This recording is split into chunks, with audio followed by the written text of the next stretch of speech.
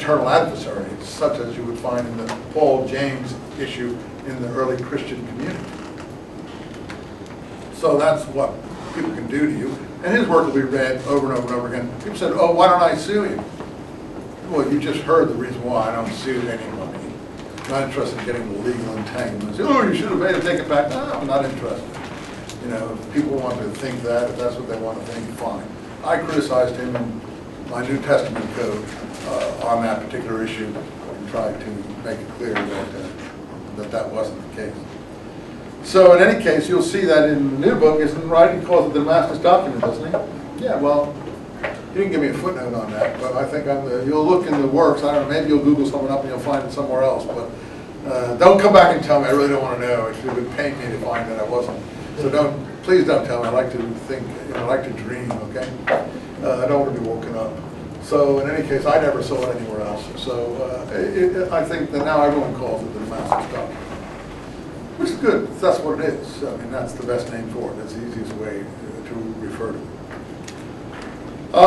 What happened was two versions got in this Geniza, and everyone realized that it was a very important document, but no one knew what it was. Lo and behold, when the scrolls were discovered, some 10 or 11 different copies of it were found in the Dead Sea Scrolls. Now, the reason they like to date it early is from their paleographic theories.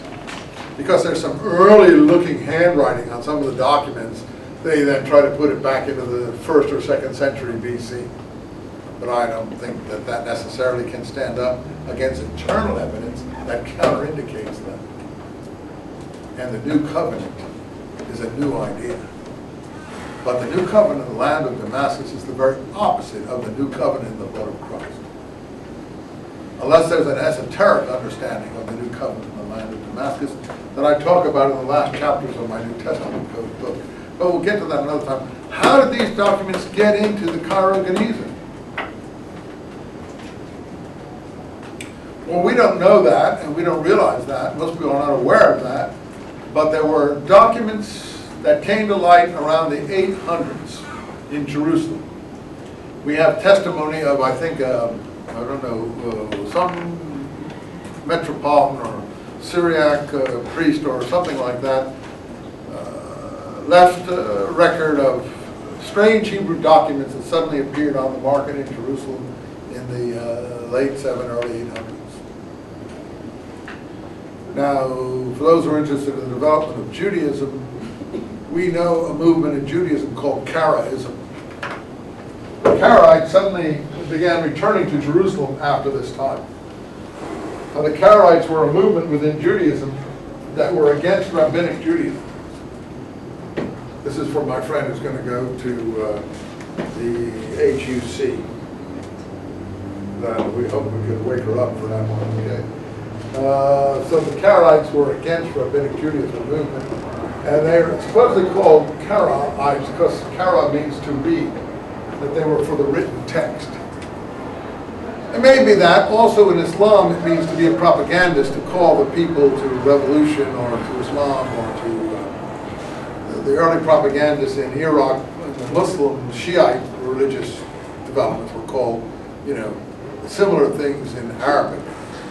I'm not sure whether it was for one reason or another, but a fellow called Anan ben David has founded the Karaites in around the 800s period. In any case, it's clear that the Karaites incorporated Dead Sea Scroll documents in their ideology. Now, I don't know if it. I think this was a Karaite synagogue in Old Cairo originally, but I'm not completely sure of that. But in any case, it probably got to either it was direct transmission over time, that was documents all didn't disappear in the caves, or it was these documents discovered in the 800s that made their way ultimately into the Cairo Geniza. That's what I think. That the documents that appeared on the scene in the 800s, ultimately some of them went into the Cairo Geniza at some point, copies of them, not necessarily the original one, certainly. One looks a little bit original to me, but I'm not sure about that. But the script, the other, is the longer one, is very medieval. In any event, I think that's how these materials go. So all that goes back to CD. All that goes back, all that toasts, everything else, Damascus, goes back to what I was telling you about CD. So let's go to the cave thing and finish this up, if we possibly can. So what happened was, 1947-48, in the middle of all this trouble, a Bedouin, you see, that's my preface to it, seems to have thrown a rock into a cave and heard some broken pottery. He took these things up to an antiquities dealer in Bethlehem called Kanda. It's in Albany. Kanda was a Syriac Christian of some kind, and he ultimately took the materials to the Syriac metropolitan in Jerusalem. I think his name was Mar Athanasius. Mar Athanasius, I think so. Anyway, I don't know. Anyway, he was very impressed. And he says, he's written a book about what happened to him, and he says that he was of those, I think, among the Armenian refugees that had come down the dislocations in eastern Turkey that are now being talked about as a form of genocide, and all the controversy concerning whether you should call it genocide or not. In any case, he had been, I think, a little boy in that situation, and he claims he had visions which saved him, that he would one day see secret manuscripts of some kind, whether I have it exactly right, it's in his work. So he claims he immediately saw the importance of these manuscripts, and he could even read them because he knew Syriac. And he told the dealer to come back next week with some more. I don't know if I believe this story, but this is the official story you'll find everywhere. And when he came back the next week, the gatekeeper at the church enclave in this quarter of Jerusalem shooed him away because he didn't know who he was or something like that.